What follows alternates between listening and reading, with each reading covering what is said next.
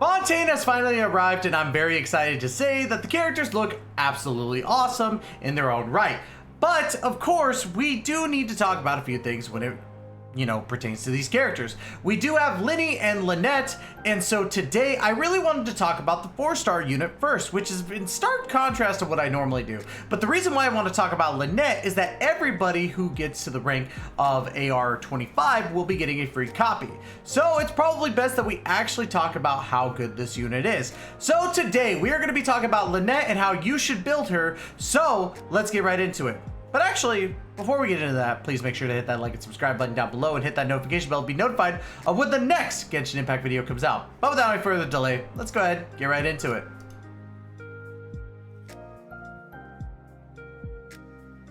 As you can see, we do have Honey Impact, or Honey Hunter World right here. Big shout out to them because I love to use them for their very easy to read, not guides, but more so like spreadsheets. So it's really cool to actually get into these. So anyways, let's go ahead and get into it. Lynette is a one-handed sword animo element user. So I'm pretty stoked on her. She looks really, really cool. I love her design, and I love the fact that her kit is actually pretty dang closely resembled to Yelan. So, but we're not here to talk about that just yet. Let's talk about what you need to do to farm Lynette here. Now, obviously, we have these little gems here. We got the Vyuda Turquoise Silvers, the Vyuda Turquoise Fragments, the Vyuda Turquoise Chunks, and the Vyuda Turquoise Gemstones. Now, just so you know, to level up from level 1 to level 90, you're going to need 1 of these silvers, 9 of these fragments, 9 of these chunks, and 6 of the gemstones. Now, just as we talked about in previous build guides, the progression goes like this. 3 silvers make a fragment, 3 fragments make a chunk, and 3 chunks make a gemstone. Easy peasy, lemon squeezy. Very easy to understand. Let's go ahead and talk about this unit right here, the Artifice Spare Clockwork Component Capella. You actually get this from the boss Icewind Sweet. And if you don't know who that boss is, it's basically the duo of the mechanical beings, and they do the little dance, make a little love, get down tonight, all that good stuff. You have to make sure that you get 46 of these components here, because that's what you're going to need to level up from level 1 to level 90. Now, of course, this wouldn't be a guide without finding out the specialty items that you get from Fontaine, and this is one of the first ones that we're going to ever talk about. Luminous Bell is actually a item that you can find around in the wild. Now, you're going to need 168 of these to level her up from level 1 to level 90.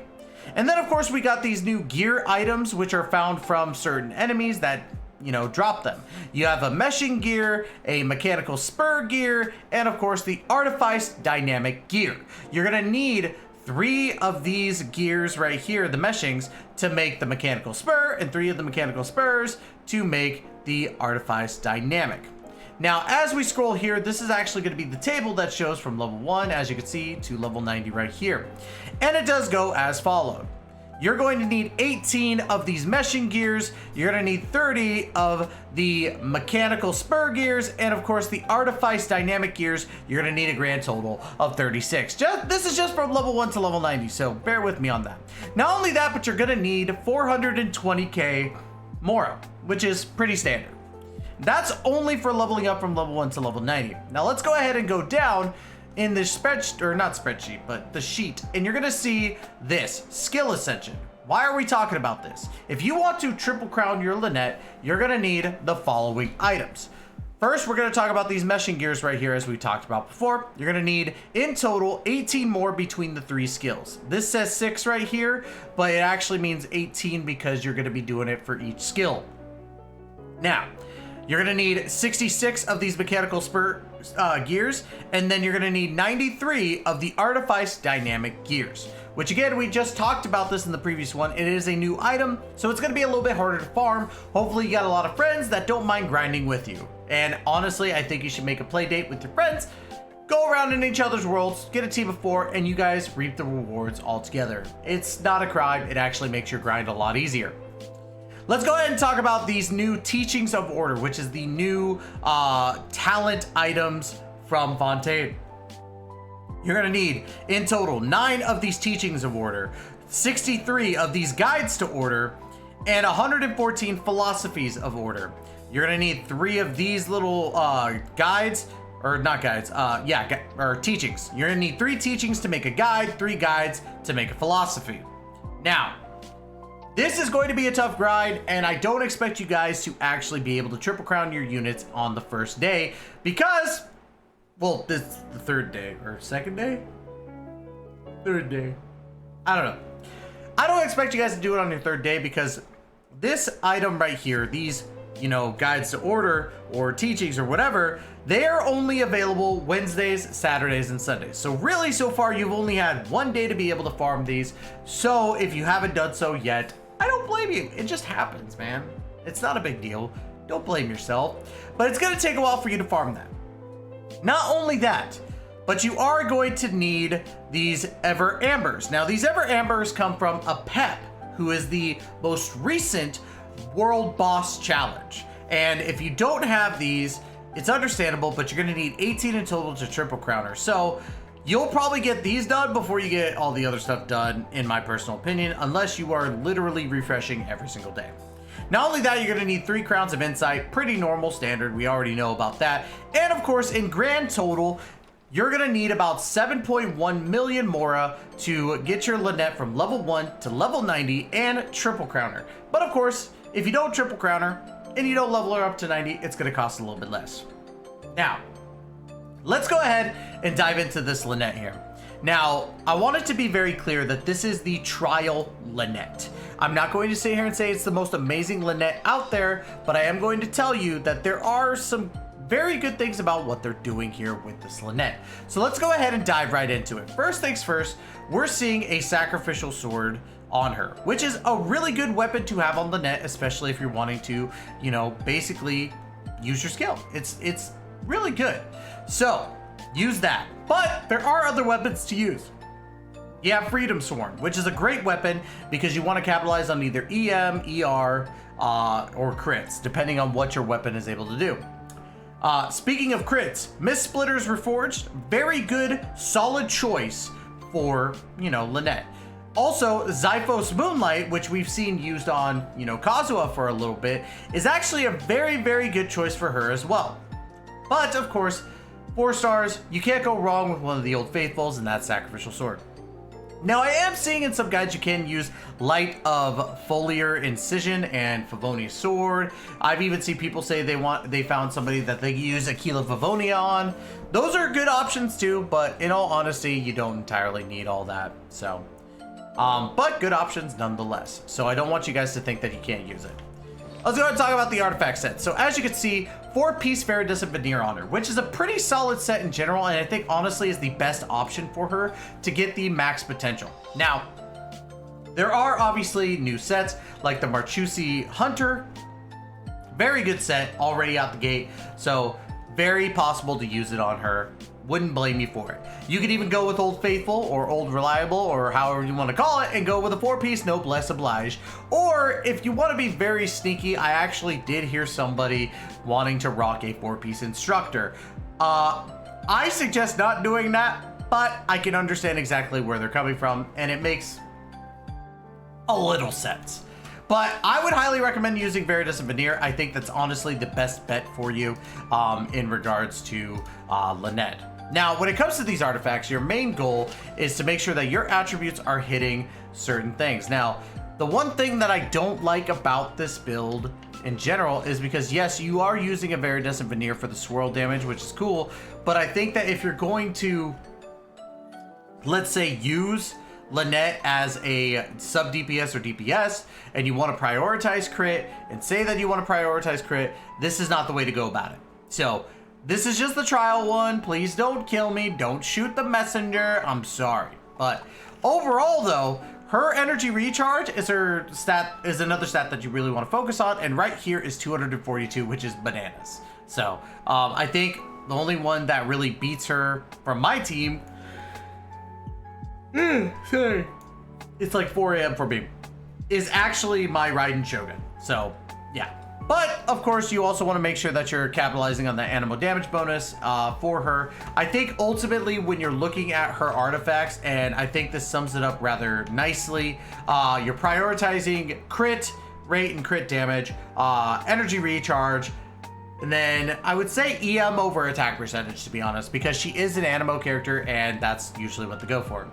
Now, ultimately, you can't view it here, but my thing is that if you're gonna use Viridescent Veneer, you want to make sure that you're using a, you could use an attack percentage stance or an EM stance. Those both work, but your goblet should be a animo damage goblet, followed by, sorry. Let me get a swig real quick. Followed by your thingamadoodle bob over here. I keep on forgetting what they call it, and I feel really bad. But your third artifact or your crown being EM or crit rate, crit damage, depending on what your deficit is. All right, maybe I'll wake up a little bit. But I digress. Let's go ahead and talk about talents. We don't need to worry about constellations for now, but I really want to stress what we're looking at for constellation, or not constellations, but talents. Now, Lynette's talent here, the Enigmatic Fate, pretty much reacts like Yelan, but instead you're doing a single target instead of multiple targets. Flicks her mantle and executes an Enigma Thrust, dealing animo damage. When the Enigma Thrust hits an opponent, it will restore Lynette's HP based on her max HP, and in the 4 seconds afterwards, she will lose a certain amount of HP per second. Now, granted, this makes it seem like you really want to boost up your HP, but do not make that a main stat. I'm telling you, it could be a very good secondary stat, but don't let this fool you. HP is not what you want to go for on her.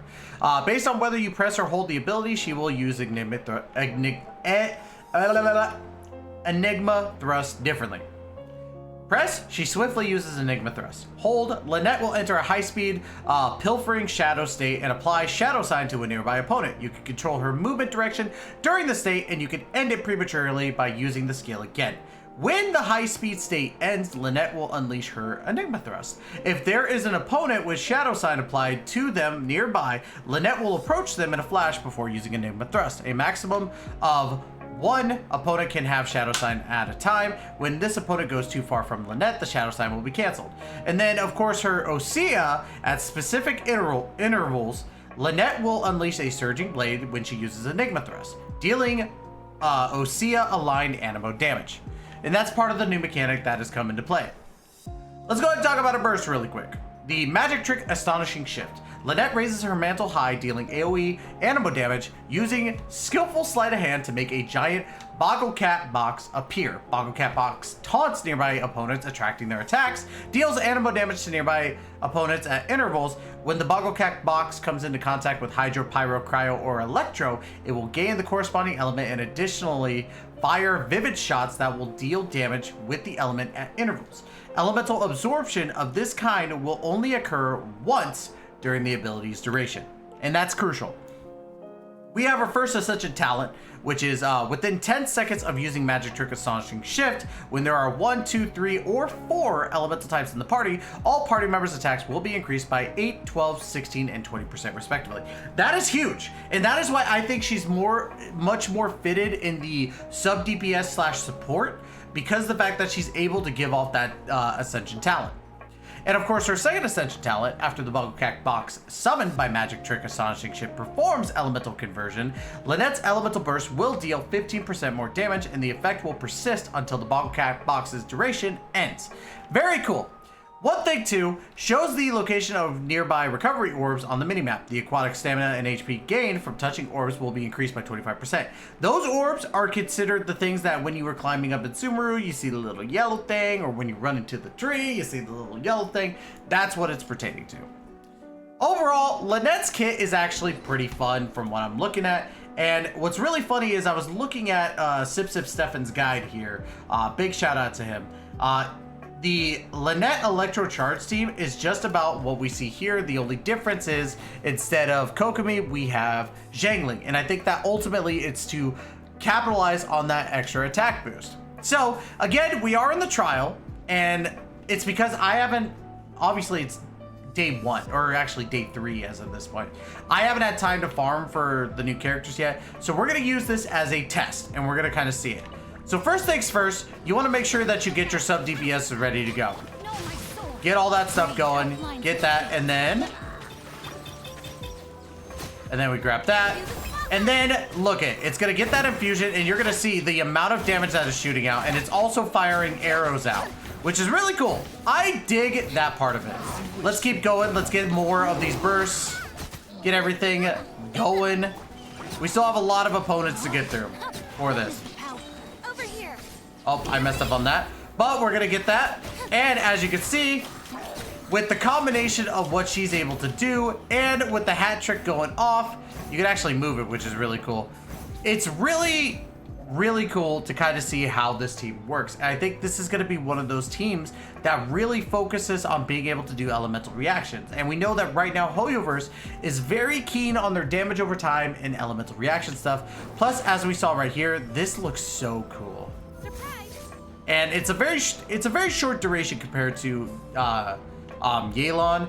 And I will say too, it doesn't make her faster. So see, look, we got this. We're running. It doesn't make her that much faster. Well, actually it does. I'm kind of nuts, but it also does the thrust. But anyways, Lynette seems like she's a really, really cool unit in general, and I'm actually very stoked on her solely because of the fact of what she's able to do.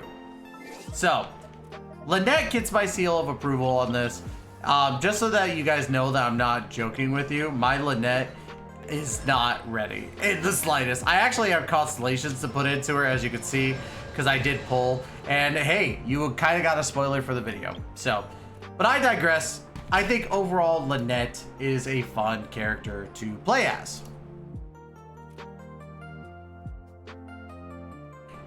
Now, of course, just don't take my word for it. There is a trial out right now, and you can do the same trial and maybe find some stuff that I didn't even find with that kit. I think that honestly, the kit in general is really, really fun and gives you an opportunity to really try something new. So if you haven't done so already, get to that trial, try her out, and also get your free copy. Might as well do it. So, but that's going to be it for today's video. Don't forget to like, comment, subscribe, and also let me know. I want to hear you guys' opinions on this. But as always, thank you so much for giving me the opportunity to entertain you. We will be back again with another Genshin Impact video very soon. And as always, we will see you soon in the next video. Take care, be safe, y'all.